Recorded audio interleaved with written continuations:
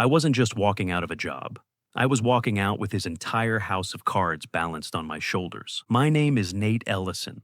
I'm 48 years old. I live in Denver, Colorado, and until 2 hours ago, I was senior systems architect at Apex Stratlog, a logistics software company that made a fortune off optimization systems I built over 14 years. 14 years of designs, iterations, breakthroughs, all of it mine. And yet, here I was, standing in my boss's office while he laughed in my face. "Good luck finding a job at your age, bud," Darren Leeds said, smirking as he sipped his coffee from a gold-rimmed mug that probably cost more than my entire week's groceries. "Tech don't hire guys pushing 50 unless they're CEOs. I didn't say anything. Not right away. I just watched him like I was watching a coyote bark at a thundercloud. Loud, cocky, but clueless about the storm rolling in. I had a cardboard box in my hands. My drives, external backups, notebooks, all my logs and build environments were inside. Darren leaned back in his chair like he'd just told a great joke. His suit was some tailored Navy thing that probably had a name, like the Lexington or some crap. He always wore those. Thought they made him look powerful. "Let me guess," he said, smirking. "You finally realized you peaked here, huh? Thought you'd leave before the floor drops out? Not the worst move, honestly. But you should have talked to me first. We might have found you a comfortable landing spot. Something advisory, maybe." That's what he always did, talked in loops of nothing. Advisory meant being shelved until you quit. Darren was all about optics, flashy titles, big words, zero depth.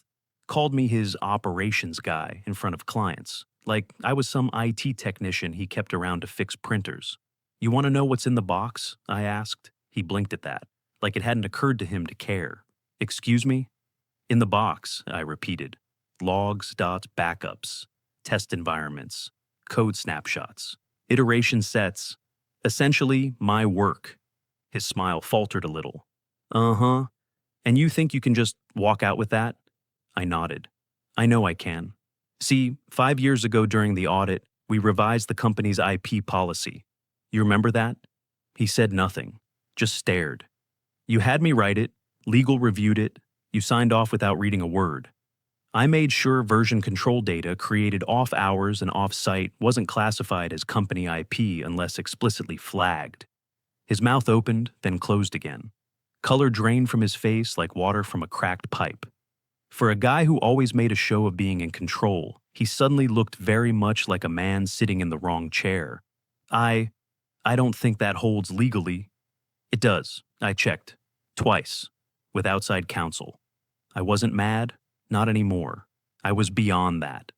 This wasn't a tantrum or a power play. It was precision. Everything he thought he controlled had already been reweighted, reindexed, and recalibrated. And he didn't even know it yet. "You can't just walk out with all that," he said again. But this time, it was quieter. Not angry, not bold, just desperate. I set the box on the floor and rested my hands on the top. "You've been calling me your operations guy for years," I said. "Told clients you came up with the Axion neural stack. Told investors you were the one who optimized the express loop. I built those systems in my garage because you wouldn't fund them. Every single one. While you were off playing golf with the board." He shifted in his seat like it was getting too hot. That chair, big, leather, absurd, had always been his throne. I used to joke it probably cost more than my first car. Not anymore. Now I was looking at it for what it was. Temporary. "You're gonna regret this," he said quietly. "I don't think I will." I bent down, picked the box back up, and turned toward the door. Just as I reached the threshold, he found one last ounce of bravado. "Where are you even going, huh? You don't have anything lined up. And even if you did, they're not going to pay Apex's guy more than I did."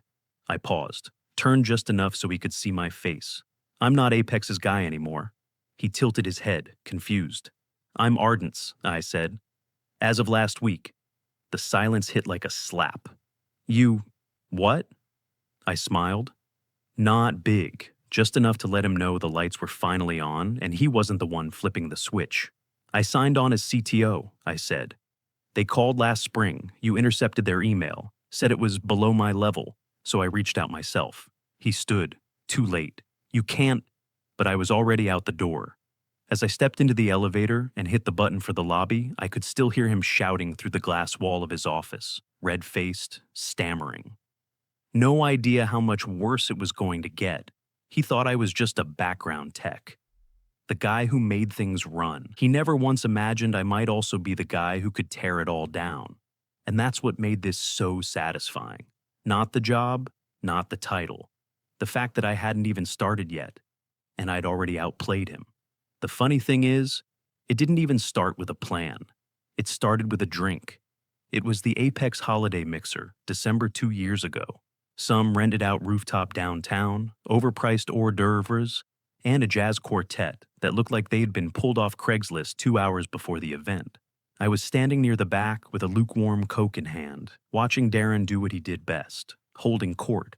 He was schmoozing Apex's board chairman, Art Kellerman, one of those old money guys with a firm handshake and a weak understanding of what we actually did.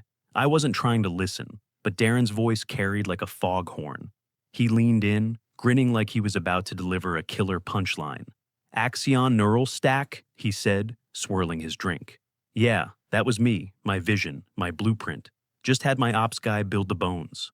I blinked. That was it. That was the moment, because the Axion neural stack had been my life for 6 months. I built it in my garage, long before Apex decided to greenlight the project. I ran power cables through my laundry room to keep my test rigs running overnight. I spent weekends fine-tuning loop handlers, trimming weight from the learning model so it could run hot under simulated delivery stress. Darren had never seen a line of that code, and yet here he was, claiming the patent as his brainchild, reducing my contribution to the bones. That night, something in me snapped, not emotionally, but strategically. I stopped thinking like a builder and started thinking like a saboteur. Back at home, I opened a new encrypted folder and started compiling emails, time-stamped threads showing early concept drafts, diagrams, and feedback loops with engineers long before the project even had a name. Git commits, each with my handle, my terminal ID, and metadata proving my ownership. Slack messages, private channels where Darren's only input was, "Looks cool, can we make it sexier?" Meeting notes, summaries I'd kept, because I'm the kind of guy who documents everything. Piece by piece, I built a ledger, not just of code, but of the story behind it. A quiet, methodical dismantling of Darren's fiction. Then I did something I probably should have done years earlier. I reached out to Martin Webb. Martin was VP of R&D at Ardent Systems, Apex's biggest competitor and Darren's personal boogeyman. He'd been trying to poach whoever was really behind Apex's edge for years. Problem was, every time a recruiter email came in from Ardent, it somehow never reached me. I only found out about that little detail when an engineer in HR quietly told me Darren had a gatekeeping filter set up to screen all external inquiries to senior staff. So, I bypassed the inbox entirely. I emailed Martin directly from a Proton Mail address. We met for coffee that Friday. Martin was sharp, ex-technical himself, before going corporate. When I showed him the documents, his expression changed. "You're telling me this entire stack, Axion, the preload model, the cascade balancing, all of that was you?" "All of it," I said, start to finish. He didn't blink. "You want a job?" "Not just a job," I replied. "I want a seat at the table, and I want these patents under the right name." That got his attention. A week later, I was on a Zoom call with Ardent's legal counsel, walking them through everything. Code chains, draft archives, even internal project logs where I was listed as Resource Nate E, while Darren was primary inventor. Not anymore. We filed new claims. Quietly. The legal team said it would take time, but the foundation was solid. Meanwhile, I stayed put at Apex, acting like nothing had changed. I kept coding, kept smiling, kept handing Darren just enough to keep him comfortable, but never enough to see what was really coming. Every system I touched after that, I documented twice. Once for Apex, once for me. And in every commit, every notebook, I layered traceable markers, encryption fingerprints, unique build tags, timestamp offsets. So, when the storm finally hit, there'd be no mistaking who wrote what. And here's the kicker. The one thing Darren never anticipated. I wasn't just building code anymore. I was building a story A narrative, a case, one that would be impossible to untangle once the lights came on. And those lights, they were coming sooner than Darren thought. 3 weeks from that day, Apex was headlining a global tech summit. Darren had bragged to everyone that he'd be giving a keynote on next-gen optimization frameworks. The deck was already in motion. The invite list was public. The live stream was locked in. Only this time, I wouldn't be writing his script. He'd be stepping on that stage alone, surrounded by people who thought he was a genius. And when they started asking questions, well, they'd find out who the real architect was. I didn't expect him to panic. Not really. When I walked back into Darren's office that morning, same corner view, same stupid leather chair, same mug that read, "Leadership, it's not just a title." I thought he'd smirk, maybe lean back and do that thing he did where he steepled his fingers like some bargain bin Bond villain. I thought he'd play it cool. He didn't. "I've accepted a new position," I said, sliding a white envelope across his desk. "Effective immediately, with Ardent Systems." For a second, I saw something flicker behind his eyes. Confusion, maybe, then disbelief, and then pure, unfiltered dread. "Ardent?" he echoed, like he'd just heard a dirty word. "As in, ardent?" I nodded. He opened the envelope with shaking hands. Just a basic resignation letter. No insults, no digs. But it hit him harder than anything I could have written. "No notice?" he muttered, scanning the paper. "No transition plan?" "I don't owe you a transition," I said calmly. "You told the board last month that everything I build is plug and play. Figure it out." He pushed away from his desk and started rifling through a filing cabinet behind him.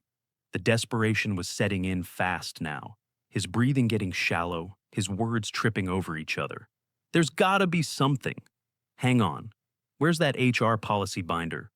I watched him thumb through it like he was looking for a life raft. "You can't just go work for a direct competitor," he snapped, finally landing on a page and slapping it down. "There's a non-compete." "Nope," I said. "There's not." "Bullshit," he hissed. "You said I wasn't executive level enough to justify one," I reminded him.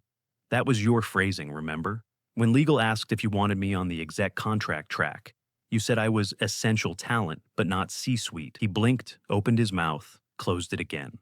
"And besides," I added, "if there had been a non-compete, it wouldn't be enforceable under Colorado law the way you wrote it." Another thing I mentioned 3 years ago during the revision process, which, again, you didn't read. He slumped into his chair like the oxygen had been sucked out of the room. For the first time since I'd known him, Darren looked like a man who realized the ground beneath him wasn't as solid as he thought. "You're making a mistake," he said finally. His voice wasn't smug anymore, just tired and maybe a little scared. "We built something here, Nate. This company believed in you." I stared at him for a long moment. "No," I said quietly. "This company believed in you. You believed in me doing the work for you." He didn't respond, just sat there, surrounded by plaques with his name on them, awards he didn't earn, framed articles quoting him as the visionary behind systems he barely understood. I stood up and picked up my box, same one from the day before, drives, notebooks, physical logs. I didn't need them anymore, but I wanted him to see them again. Just a little reminder that I wasn't leaving empty-handed. As I turned to leave, he reached for one last card. "I gave you a platform, Nate," he called after me. "You think Arden's gonna worship you? You think you're gonna be some rock star just because you built a few systems?" I paused at the doorway, turned around. "I don't need worship," I said. "I just need the truth on record." I pushed open the glass door. As I stepped into the hallway, he called out again, quieter this time. "You'll regret this." I didn't answer. I just walked past the bullpen, past the same half-curious glances from analysts who never quite understood what I actually did, past the HR lounge with its empty snack rack and passive-aggressive clean up after yourself sign. Elevator opened. I stepped inside. Hit lobby. As the doors started to close, I saw Darren rush to the window near reception, phone in hand, already dialing someone, probably legal or PR, or maybe one of the board members he'd sweet-talked into, believing he was some kind of genius. Didn't matter, that fuse had already been lit. By the time I reached the lobby, my phone buzzed. Text from Ardent's counsel. "Patent review complete. You're the primary inventor on Axion and 3 supporting modules. Let's talk next week. I read it twice, then smiled. Not the polite corporate kind I'd been trained to wear. Not the forced corner of the mouth version I used at investor meetings. A real smile, the kind you feel in your spine. Because the truth was, the real revenge wasn't quitting. It wasn't getting a better job, or the title, or the pay bump. It was this: letting the silence speak for itself. Letting Darren walk into that summit in 3 weeks, without me behind the curtain, without the slide deck I usually wrote, without the crutch he never realized he leaned on. And when they asked him the first hard question, that silence would roar louder than anything I could have ever said. And best of all, I'd left breadcrumbs, version logs, commit trails, back-end doc timestamps. A digital trail leading straight to his lies. By the time they traced it, I'd be 2 steps ahead. Because Darren always thought I worked under him. He never understood.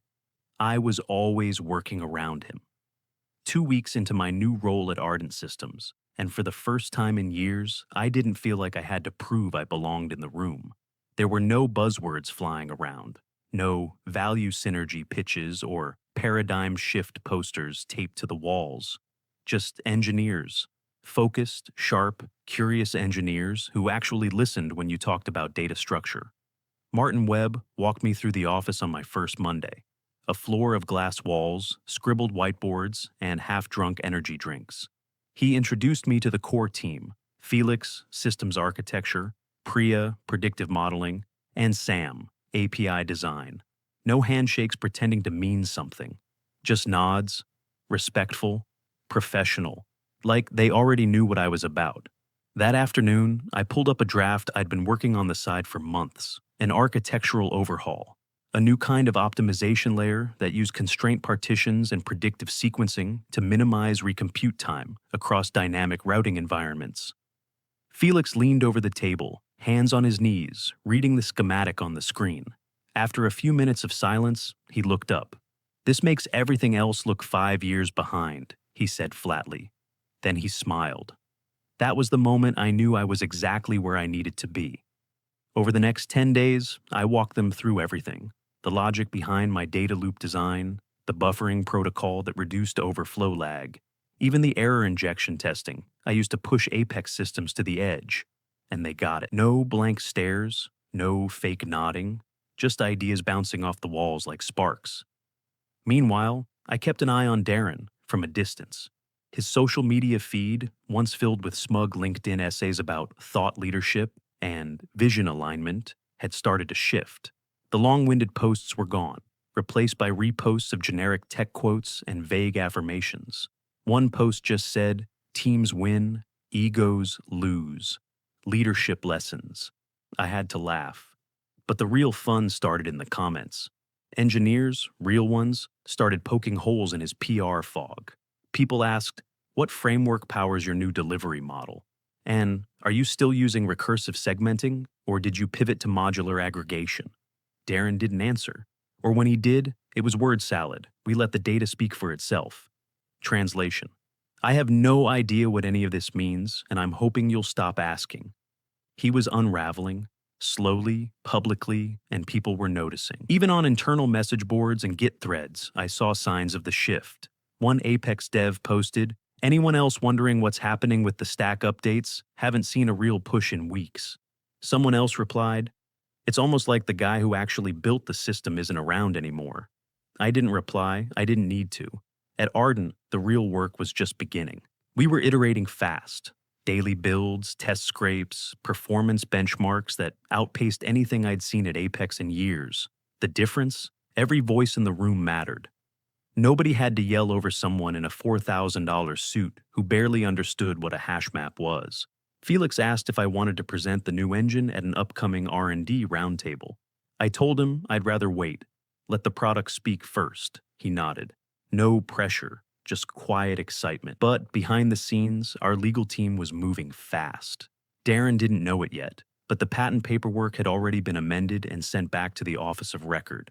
I was listed as primary inventor on 4 core systems, including Axion. All the proof was there. Dates, .repos, .documentation, .slack messages, digital fingerprints on every major build. And that trail, that was no accident. I had started laying that groundwork the moment I heard Darren say my blueprint at that holiday party. Every revision I made after that came with a timestamp, a shadow backup, a tag string only I knew how to trace. I didn't just want to leave Apex. I wanted to make sure that when the truth came out, there'd be no room left to spin it. And now, the truth was leaking. The conference Darren couldn't cancel, the Global Tech Summit, was right around the corner. It was still listed on the program. Next-Gen Logistics Optimization, Radical Frameworks for Tomorrow's Challenges.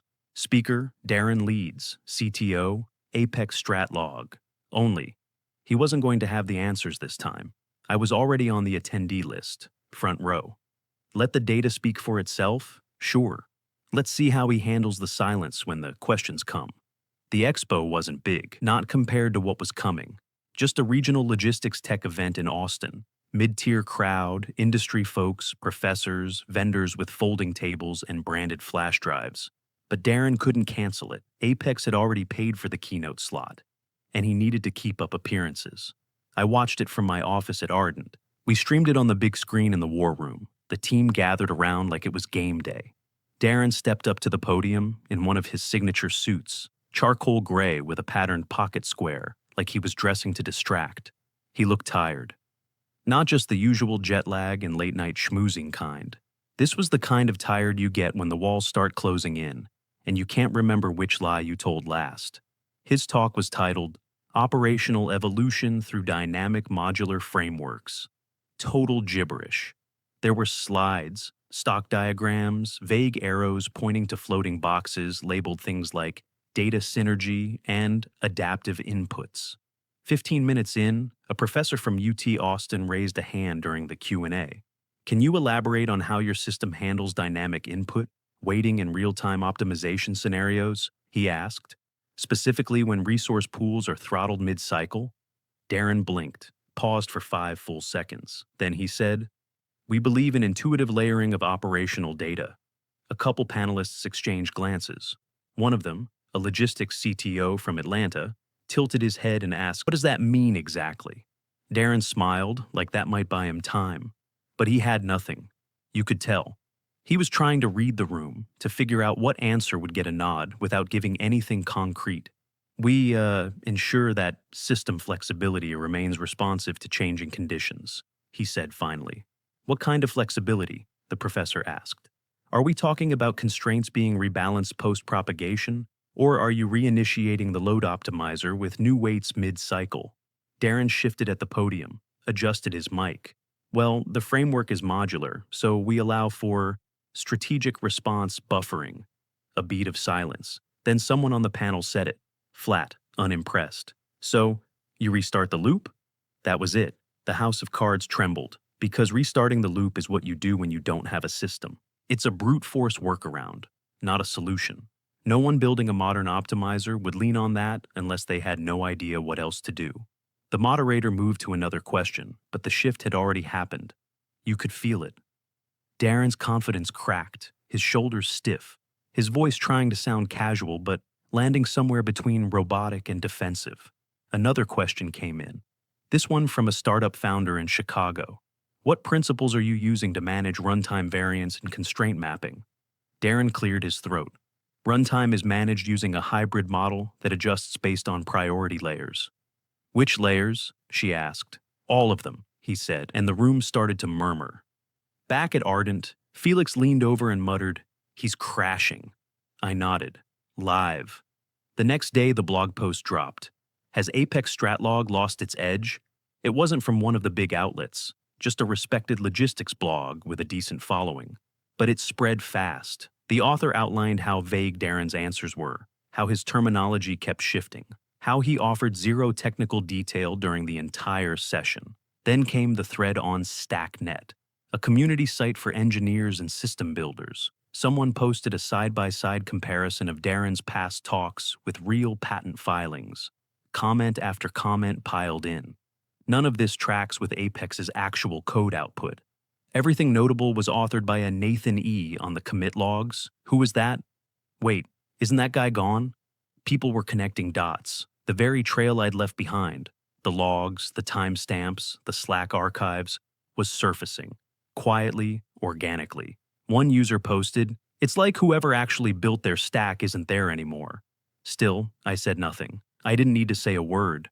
Inside Ardent, our team knew what was coming next. Darren was outmatched, outclassed, and most importantly, alone. He was standing on a foundation he didn't pour, in a house he didn't build, trying to explain blueprints he never read.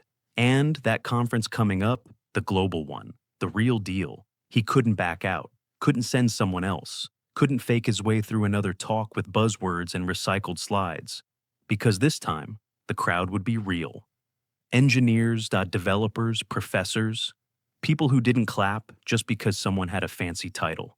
And I'd be there, front row, no script, no backup. Just Darren, a stage, and the questions he couldn't dodge anymore. Let the unraveling begin. The ballroom at the International Conference on Computational Systems was massive, 2 floors below ground level in a Vegas hotel that smelled like polished marble and corporate ambition. Over 2,500 engineers, data scientists, and CTOs from 500 companies had gathered. Tech royalty in slacks and Allbirds. And Darren was about to walk into the lion's den. His talk was listed as Next-Gen Logistics Optimization, Radical Frameworks for Tomorrow's Challenges. Flashy title. Totally empty. I'd have known, because I used to write those. I sat in the front row, badge around my neck, coffee in hand. To my left was Felix from Ardent. To my right was Lisa Ramon, our VP of Engineering. Neither said much, they didn't have to. The stage lights dimmed, the screen behind the podium flickered to life. Darren stepped out to polite applause. He looked wrong, sweaty, pale, eyes darting between cameras and the audience like a man scanning for exits. "Thank you all for joining me," he said, gripping the podium like it might bolt away. "I'm thrilled to share how Apex Stratlog is reshaping the logistics landscape through bold, modular innovation." His first slide popped up. It was garbage, a flowchart with meaningless arrows connecting buzzwords. No math, no logic trees, just words like throughput velocity and synergistic parcel streams slapped into rounded boxes. I felt secondhand embarrassment and secondhand satisfaction all at once. He babbled through his first 10 minutes. You could hear the chairs squeaking as people shifted uncomfortably. A few took notes. Most just watched, trying to figure out if this was performance art or a technical talk gone sideways. Then came the Q&A. First hand up. A guy from NVIDIA. Serious voice, serious brain. "Can you walk us through how your system manages constraint graph behavior under resource-limited conditions?" Darren blinked. "We utilize a modular strategy to address those scenarios." Dead silence. The guy furrowed his brow. "Modular? How? Are you using heuristic pruning, or do you segment based on node criticality?" Darren's eyes twitched. "We combine both approaches. We adapt in real time." Then the next question. A woman from MIT. "In your latest white paper, there's no mention of dynamic buffering. Are you assuming zero latency conditions, or are you smoothing packet delay?" Darren opened his mouth, closed it, tried again. "We take a flexible approach. We respond to latency organically. We don't force structure onto the system." A few people in the audience glanced at each other. Someone in the third row muttered, "What the hell does that even mean?" Lisa leaned toward me. "He's toast." Another hand. "What's your equation for reweighting prediction paths when endpoint priority shifts mid-loop?" Darren stammered.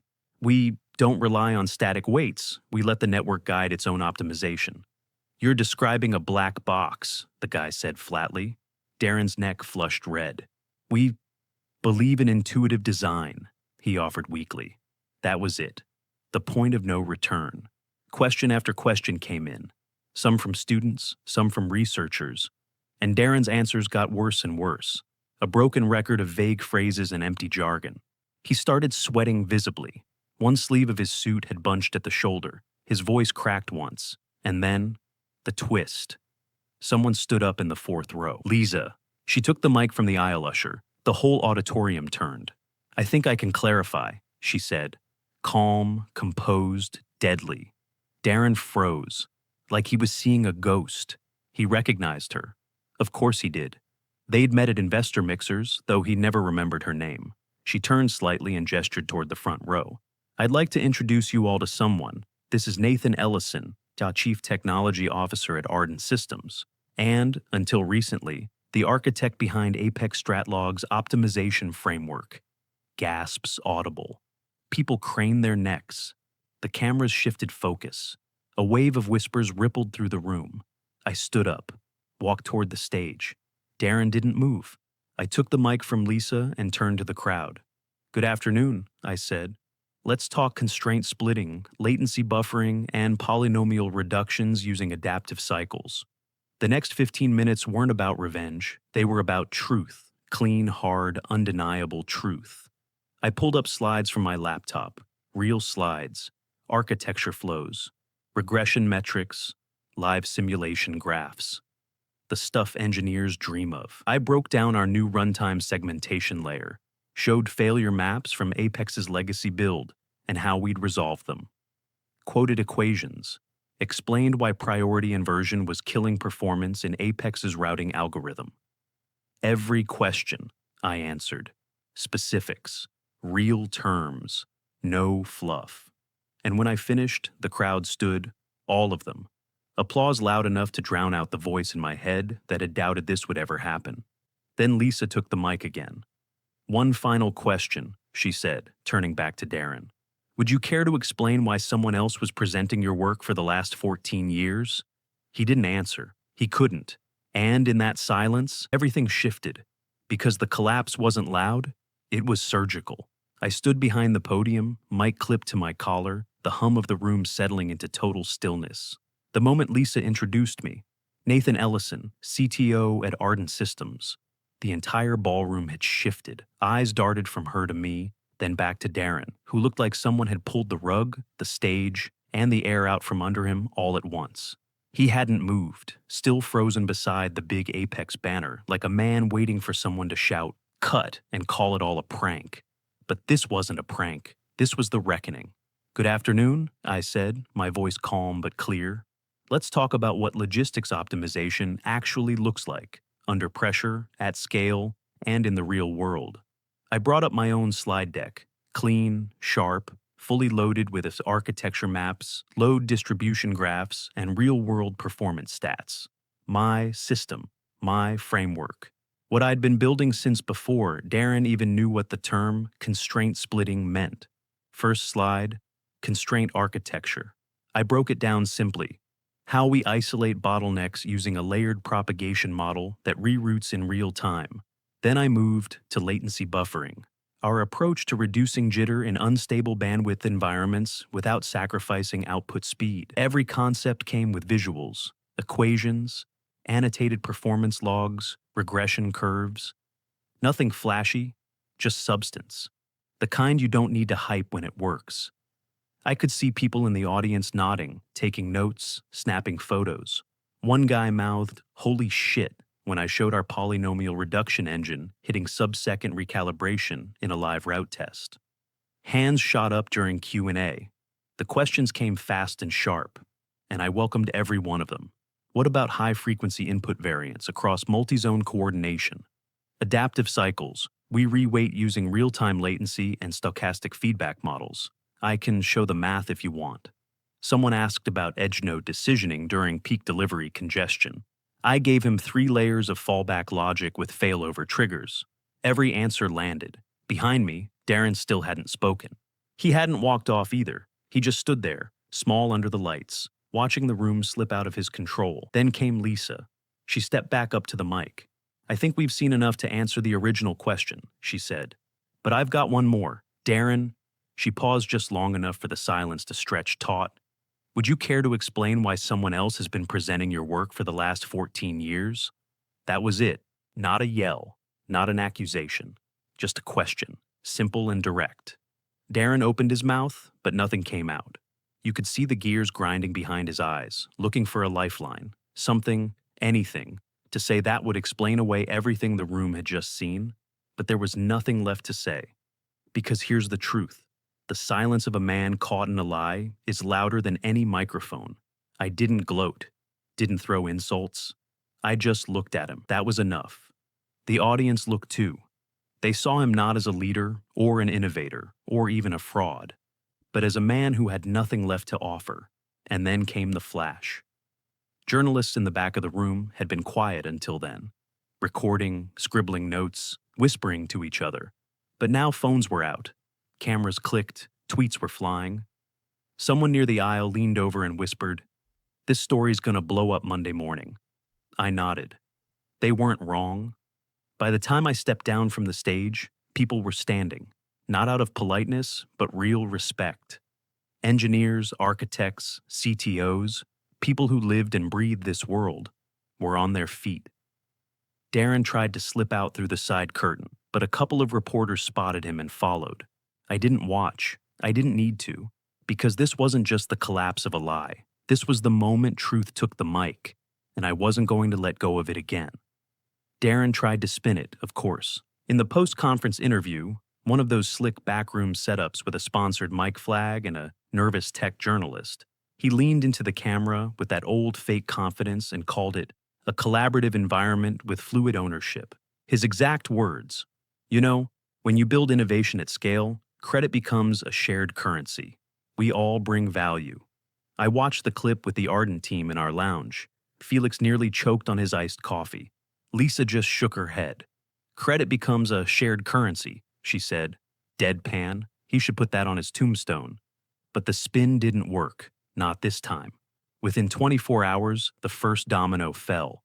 One of Apex's biggest clients, a global freight company, announced they were suspending their contract pending internal review of development leadership credibility. I'd worked on that account for 2 years. They knew exactly who wrote the system they relied on, and now they knew where I was. By the end of the week, 2 more clients paused engagements. Apex's stock dropped 31% in 5 trading days. And for the first time since I could remember, Darren went quiet.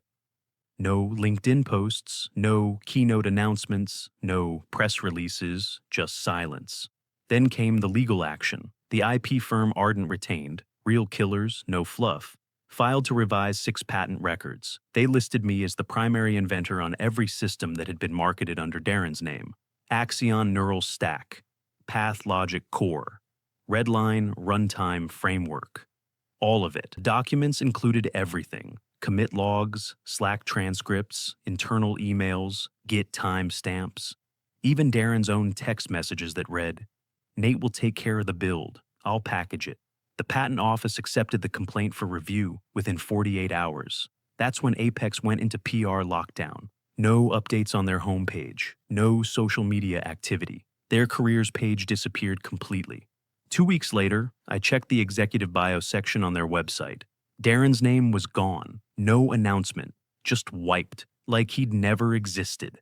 But the final hit didn't come from a lawyer or a journalist. It came in an envelope. It was a plain white letter, no return address, postmarked from Chicago, where I knew Darren lived.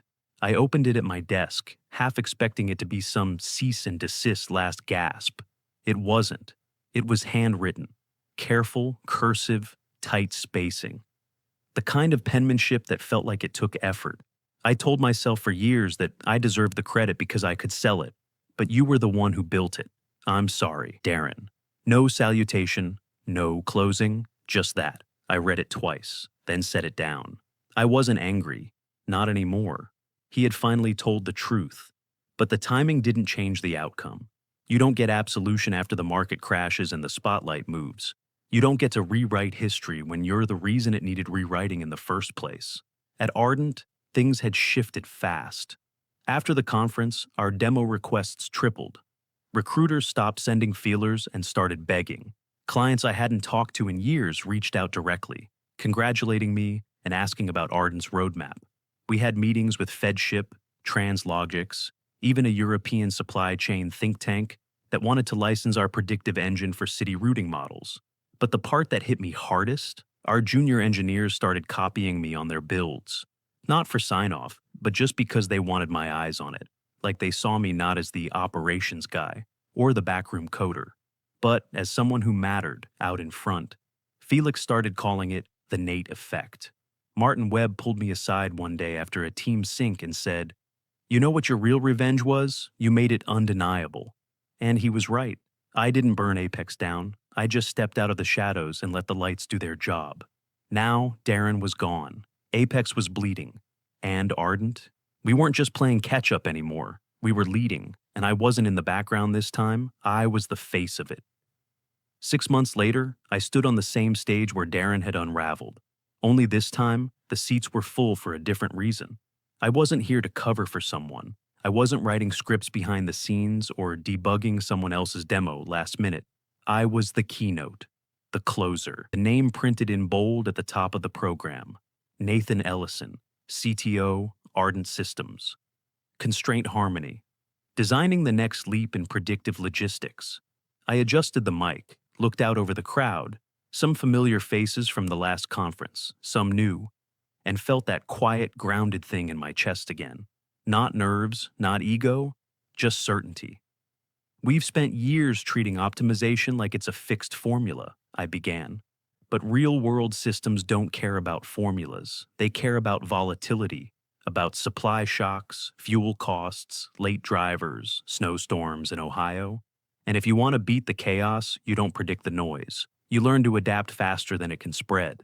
Slide 1 lit up behind me, a full breakdown of our hybrid engine, the one we'd been building at Ardent ever since the dust settled. Predictive layering fused with real-time adaptive rerouting.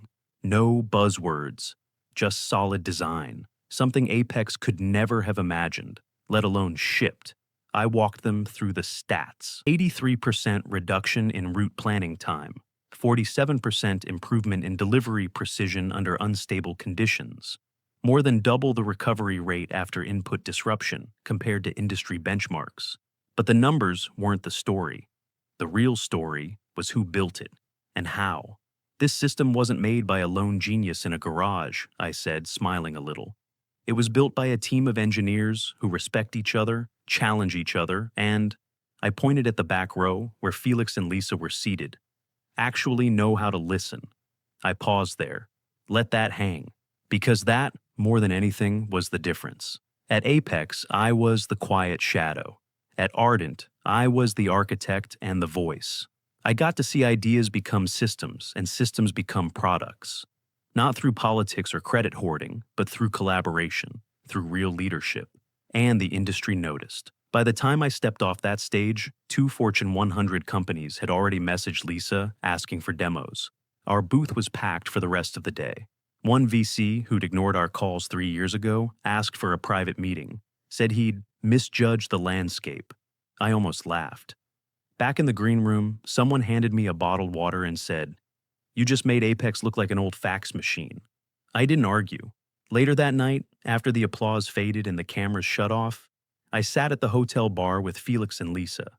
We didn't talk much at first, just sipped bourbon and let the weight of everything settle. "You realize," Felix said eventually, "you've gone from being the guy behind the curtain to the guy everyone's quoting tomorrow." I thought about that for a second. "No," I said. "I think I just finally stepped out of the wrong room." We toasted to that. And here's the thing no one tells you about revenge. It's not always fire and fury. Sometimes it's just doing the work, proving, quietly but publicly, that you were never the problem, that the ones who ignored you, who stole from you, who told you to stay in your lane, they were just betting on the wrong future. Now I was building the right one. As the night wound down, my phone buzzed with a dozen new messages, reporters, partners, 2 speaking invitations, even one from a university asking if I'd guest lecture. I ignored them for now. Instead, I opened the photo Lisa had taken earlier. Me at the podium, slides behind me, crowd locked in. 6 months ago, Darren had choked in front of that same crowd because he thought visibility was control. What he never understood was that visibility without substance is a trap, and I had all the substance. It took 14 years, 3 job titles, a pile of stolen credit, and 1 spectacular collapse. But I was finally here, not just in the room, at the front of it.